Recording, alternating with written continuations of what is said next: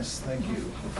Well, my name is Ed Hawks, and I'd like to welcome you to the 11th edition of Listen Up Illinois.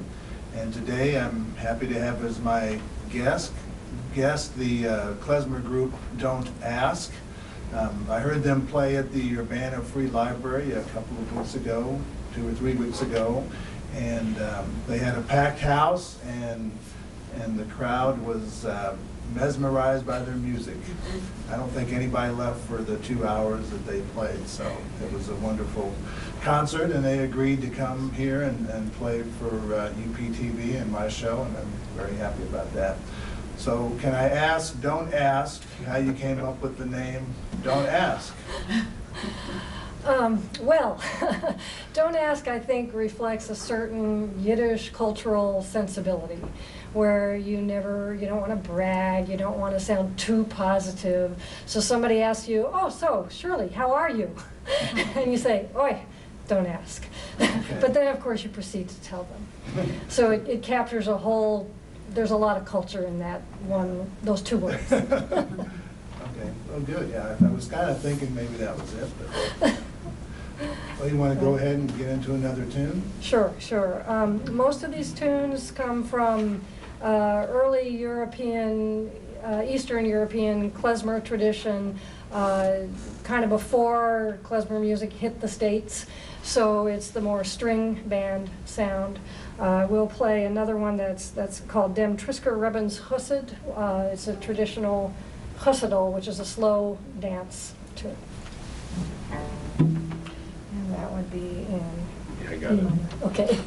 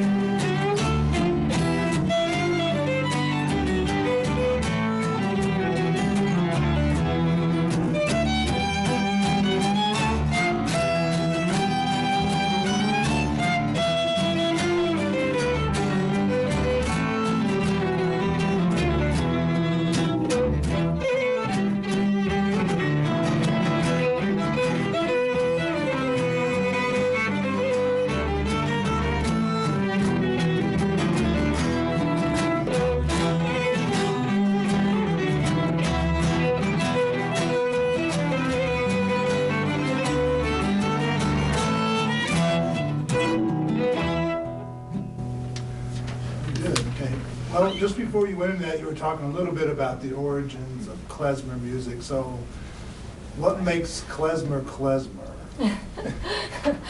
the Jewish accent. Well, there are some musical structural things, but it's a folk music that grew up from about the 17th century onward. It's, by definition, if you're going to talk about definitions, it's instrumental. Yiddish song is a slightly different tradition that interwove into it later on.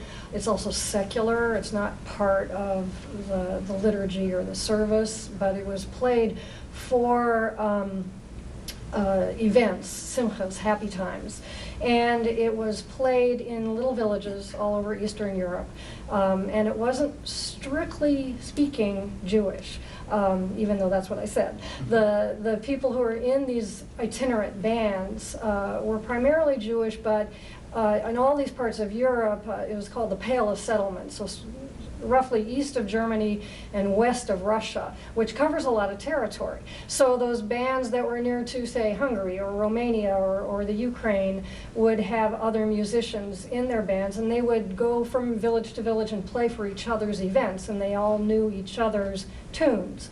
So when you listen to different klezmer, that it depends on the origin, depends on what part of Europe it came from, you'll hear those inflections. And then all that came to the United States and then picked up American inflections like jazz, brought in the Broadway sound, and more singing, more theater type traditions. So klezmer is like any folk music. It picked up a little bit from wherever it was. Wherever it's been, it's just right, wherever it's true been. Melting pot. Right, music, true melting pot music, I think. Yeah. So, and it's kind of regional then. Yeah, very regional. So somebody could, somebody who really studies it could listen to a tune and maybe be able to figure out exactly where it's from. Even though they've been, even the regional tunes have been changed by the moving around. I think so.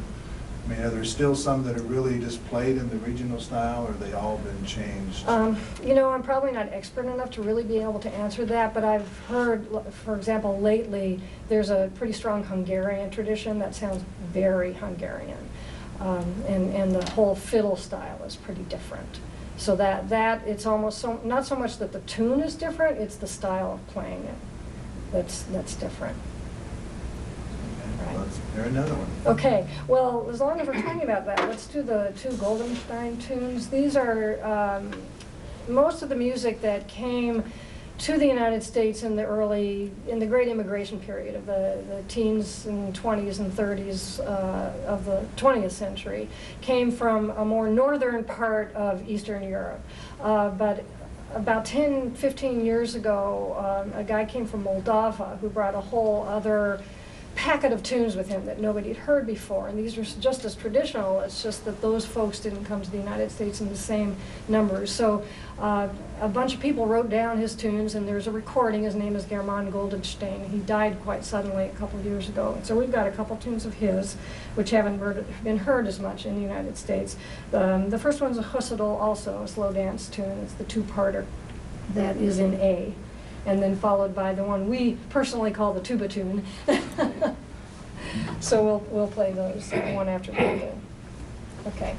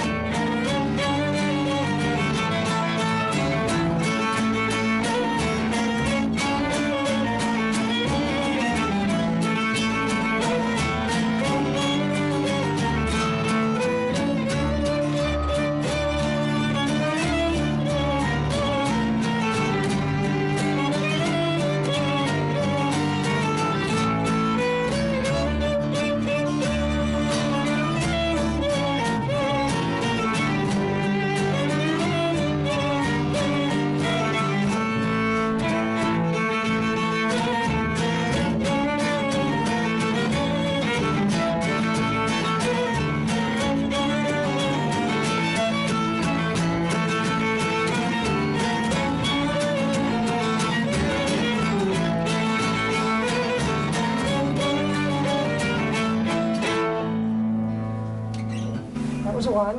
Now we'll do our second one. You got it? I got it.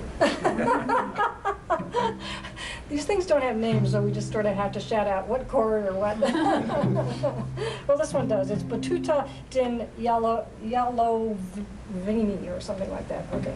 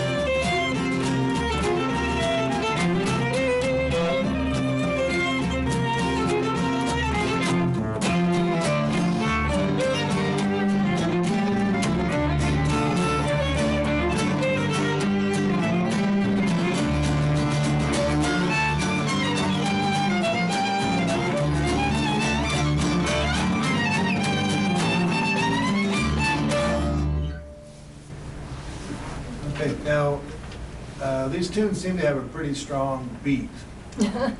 Is that, I mean, are they really all for dances? Pretty much, yeah. There are, most of them are for dances, or they are oriented around the wedding ceremony. So some of them are actually, and we haven't played any of these, designed to make the bride cry because she's leaving her family and her life is going to change. Some of them are designed to lead the villagers to the wedding ceremony. Yeah, some of them are real downers, I would say. Sometimes we joke and we say we either play depressing fast tunes or depressing slow tunes. But the other thing about them is that the style of playing is designed to evoke the human voice. So, and that's all the emotion that the voice can convey. So it would be laughing, crying, sobbing, moaning, but so it can be very emotional music, and it's supposed to get you, in your core, get your heart. And I personally find it very happy. No. I notice a lot of them seem to be in minor keys. Yeah. The structure of the music is based on modes of the harmonic minor, most of it. There are some major, and some of the tunes come from the Hasidic tradition, which actually is based on religious And so usually if a tune is really happy like that, and maybe that's what we should do next, is Pot the one stickers. we call pot stickers, which has, we totally made that up. But it sounds real happy, Chinese. but it comes from the Hasidic tradition, and it is more based, it has a religious sentiment to it, so therefore it's happier, I guess. Good. Okay? Still has a minor chord. It still has a minor chord, yeah, we can't not Just- have a but just minor chord. one. But just one? Yeah. Okay.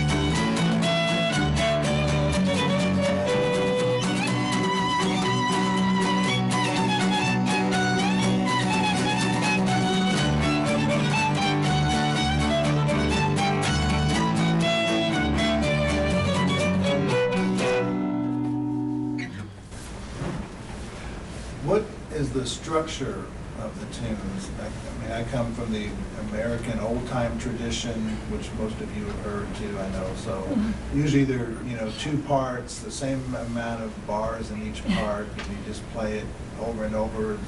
How's klezmer? What's the structure of the klezmer tunes? It's real similar. Yeah. I mean, there's, if we play a two-part tune, there's an A part which repeats and a B part which repeats, and it's the same length as the old time. But we don't have any non-square tunes as best I know, but we do have three-part tunes, we've got a five-part tune. Right, right. So it is similar to, some old-time tunes, of course, are 3, 4, 5 Right, parts. so it's very, very much similar. The Right. scales are B, B, different. It's kind Yeah. of parts, so. Right, very much. And most of the dances don't demand that they be totally square, like 32 bars or whatever. But there are some, and maybe we should play the Cher next, which is, it's essentially a square dance, so it has to come out even. But it is 3 parts. Right.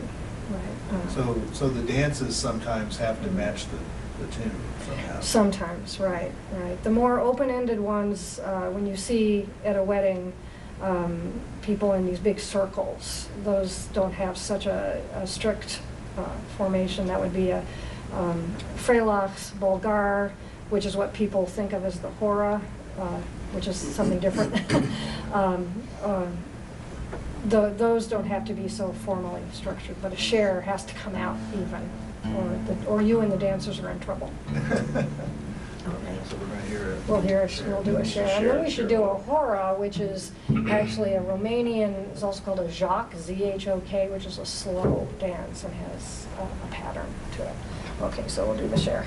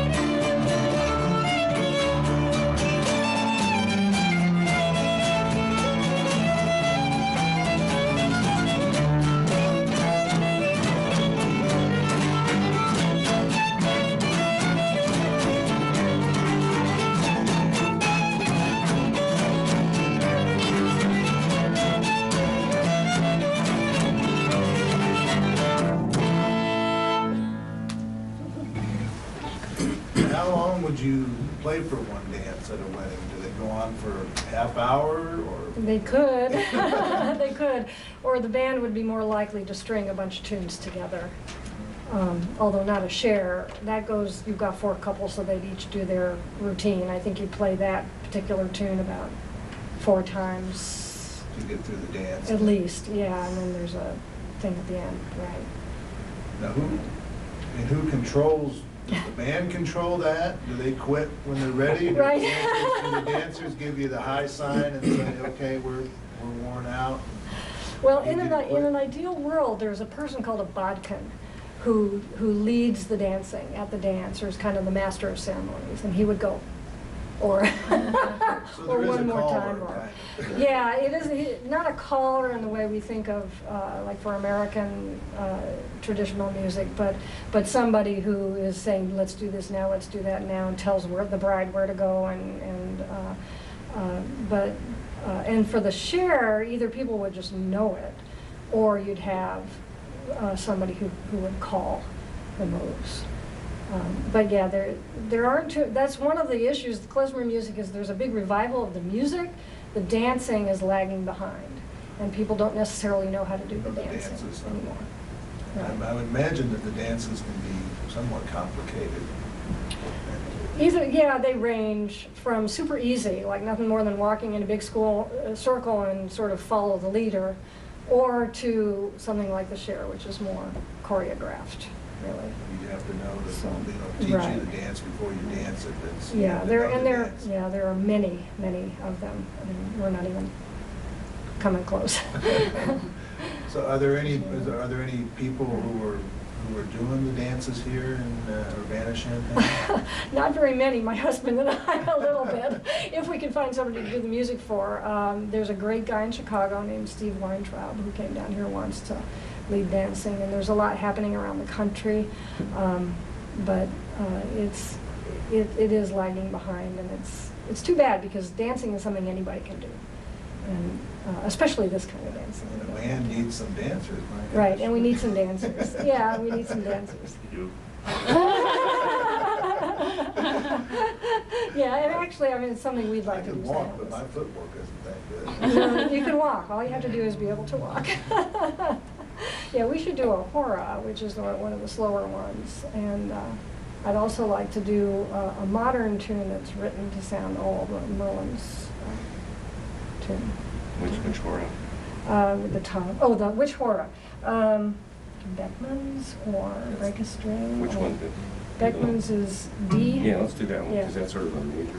Yeah, okay. And this one's very traditional. It's an old tune, I don't know how old. Okay. Okay, and you'll hear this is much slower and it has a specific step to it. To me, I get in the zone. I love this dance. Okay.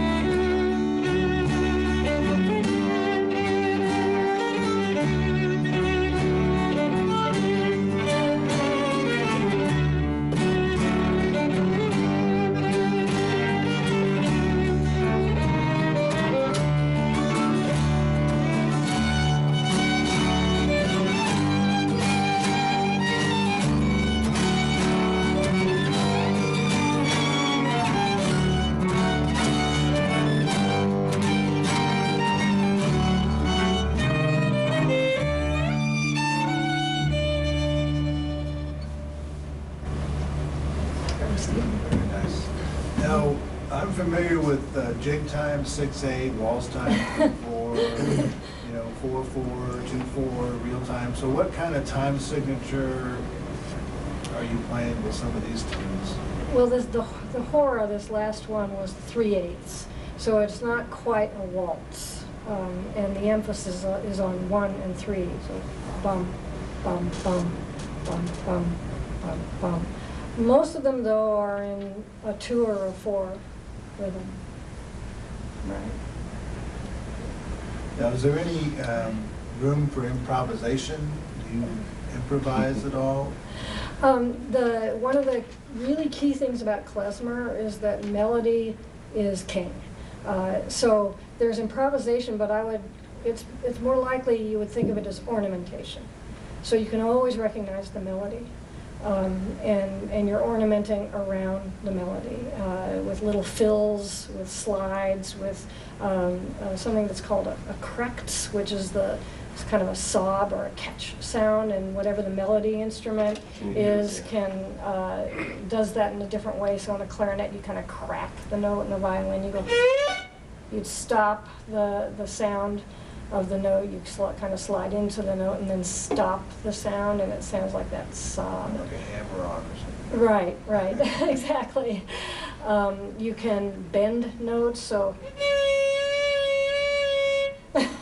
and or slide down. Anything to make it sound like the voice, really. You trill, but it's really more like a vibrato trill, so that you hold your fingers right next to each other and go. You never do a whole step trill like a. Nah. So people would call, for a while, people were calling klezmer Jewish jazz, but it is distinct in that way, in that it's not based. It's really based on the melody rather than on the harmonic structure. I mean, certainly the harmonic structure is very important. It's really there, but the improvisation occurs around the melody. Too much talking. It's interesting to know, because I didn't know that. So, because I mean, I've always thought of it as kind of Jewish jazz, like you said. But I mean, jazz is much more improvisational because they can break away from the melody. If you Right. can't Yeah. really break away from the melody. It's not.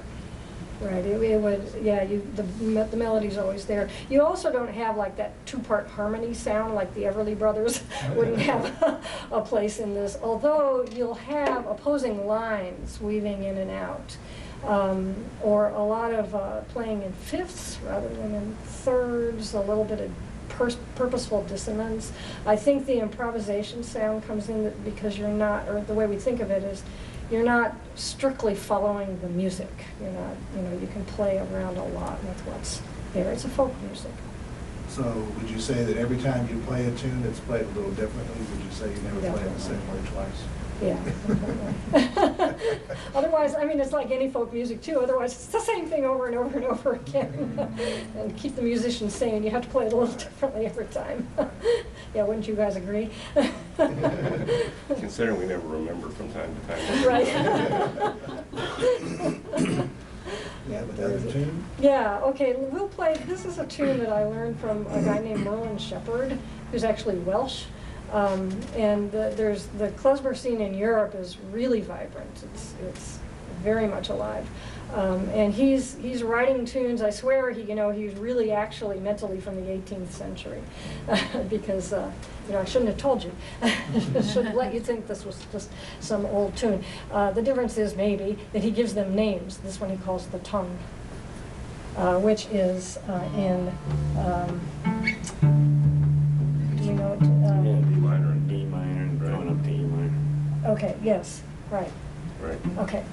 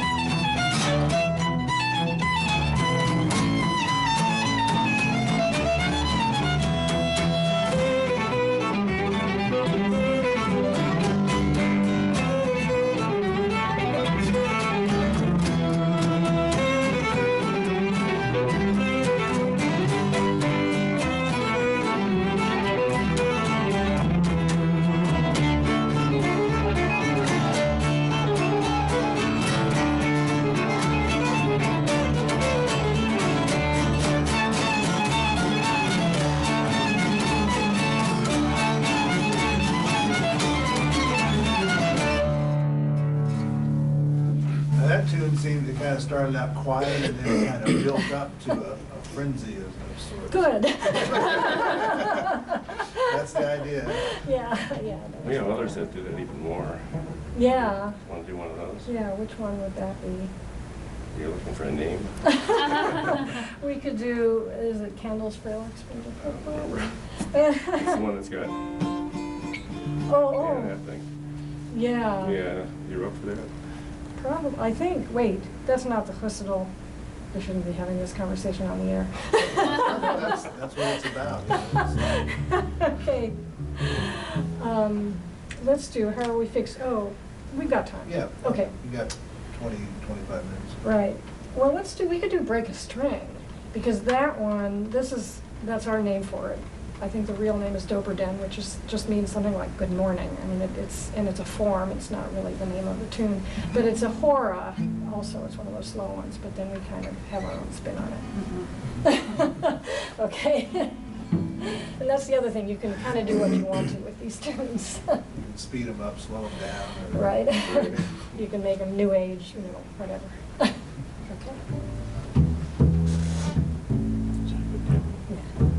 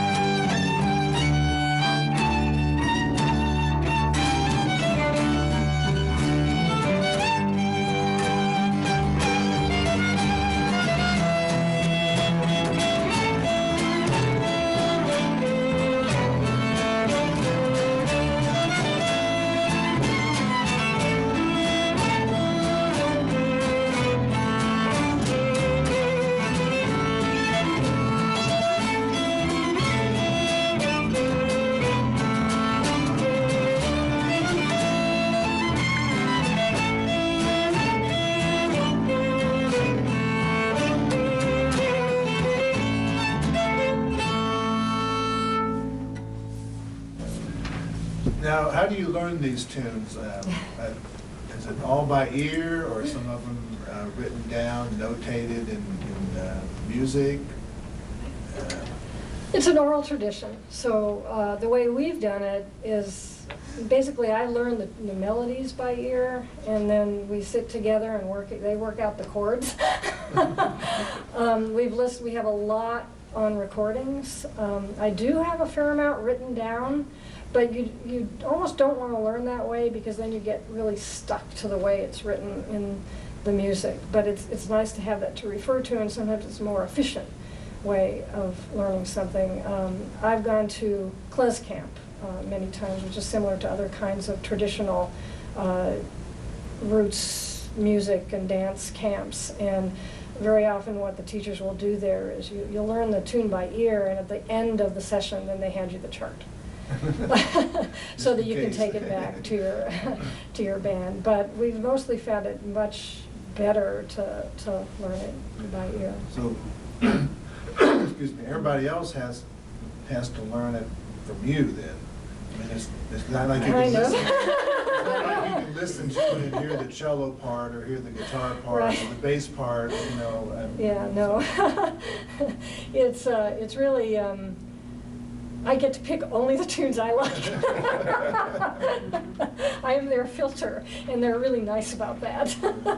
Although we are playing some non-klezmer tunes. Michael's brought us a number of really interesting things that are not klezmer, and one which turned out to actually be klezmer, but he learned it from an Irish group, so that was a different spin on it. And so I'm not a total dictator. So are you the director? I mean, when they're playing their parts, do you tell them, well, that's not the way I want you to No. play it? No, I don't no. think it would work. Absolutely, that totally doesn't work. that totally doesn't work. Yeah. Can we do the one that goes?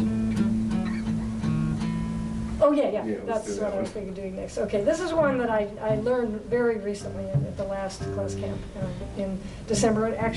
It's called Freilachs von der Chuppah, which means a dance coming from the wedding canopy. There's a lot of those, but this one happens to be Candles, K-A-N-D-E-L-S. Yeah, I think it's one of the new ones. Yeah, you started. Do we have a name for it? Candles. Oh, And candle you- wax? No, not earwax. This is, you know which one this is Oh, because you started. You okay, I started. got it. He needs to know which one this is because he starts it. But that's the only time.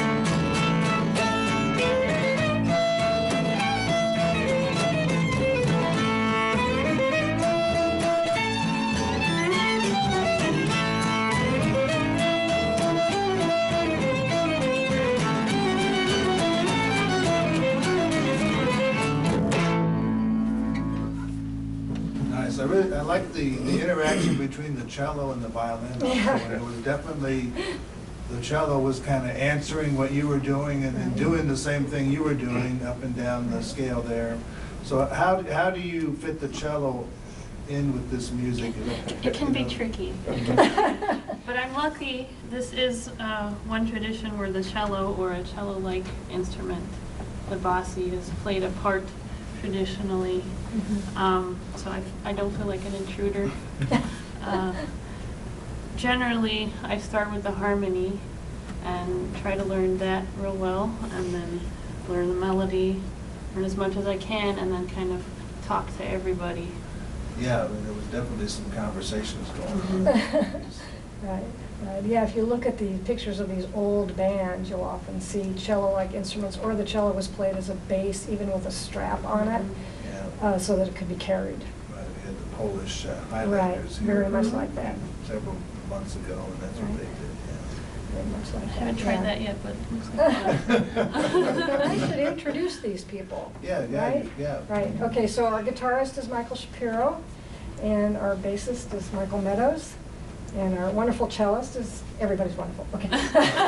Janina Kennedy, and I'm Frances Harris. Right. Right, okay. Good. See if we can get one or two more Okay. tunes in, I guess. Well, why don't we do we can do our little medley of the Chussevel followed by the Running Away, which is two together. Will that That work? one? Yes, that one. Okay. So this is a slower tune that then would go into a faster tune. So if you were to see people dancing to this, it would naturally flow. It's one of those circle dances where they'd be going around slower, and then it's natural to pick up the speed. And then you might then again slow down to another one, but we'll just do the two. Okay.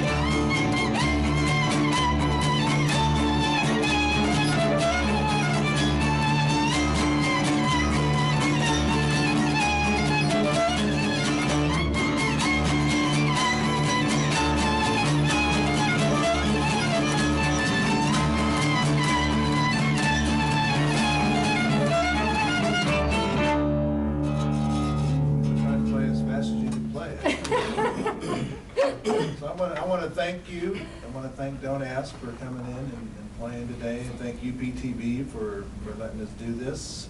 And I want to thank people that are watching for watching, and look for Don't Ask to play at the Urbana Free Library on occasion, and look for their name in the listings, calendar listings in the paper.